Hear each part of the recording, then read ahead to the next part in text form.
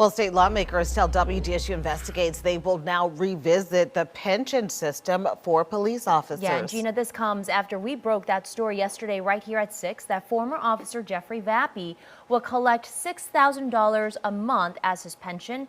Vappy is facing 8 federal charges. Here's WDSU's Travers Mackel with why some say the pension system now needs to be reviewed. Travers. Yeah, this is definitely a big talker. Vappy isn't the first NOPD officer to resign or retire after they get charged and then start collecting a state pension.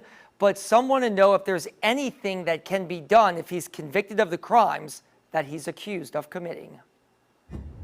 Former NOPD officer Jeffrey Vappy will collect just over $73,000 a year or $6,100 a month for the rest of his life as part of his NOPD pension.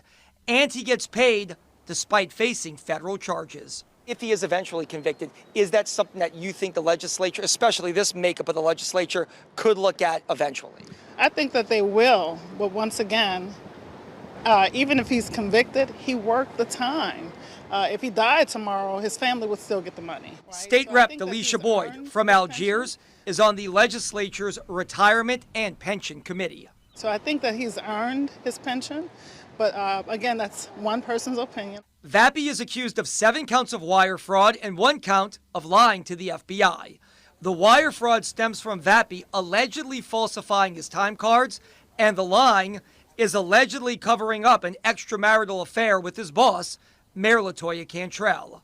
His pension is based on years of service. He served 27 years with the New Orleans Police Department. And Melanie Talia with the Police and Justice Foundation says that's why Vappy deserves a pension. Officer Vappy, unfortunately, is not the only officer who has been entered into the criminal justice system. Some are exonerated, others are found guilty. But at the end of the day, he has served 27 years for the New Orleans Police Department. There is a 2013 state law passed by the legislature that would allow, in extreme cases, an officer to forfeit their pension if convicted, but you represent a lot of cops. Unfortunately, some cops you represent have gotten into trouble. Have you heard of anybody losing their pension after being convicted?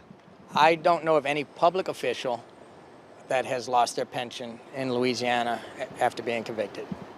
Not just a police officer, but any public official. And I think that shows how much, we respect property rights and should. Lawmakers who focus on pension issues appear to agree. I'm sure we will revisit that at some point, but my vote would be to keep it the way it is. So we should point out that in 2007, Congress passed what's called the Honest Leadership and Open Government Act, which says any member of Congress convicted of a felony will forfeit their pension. Also, the state tells us that overtime did not factor into Vappy's $6,000 a month pension.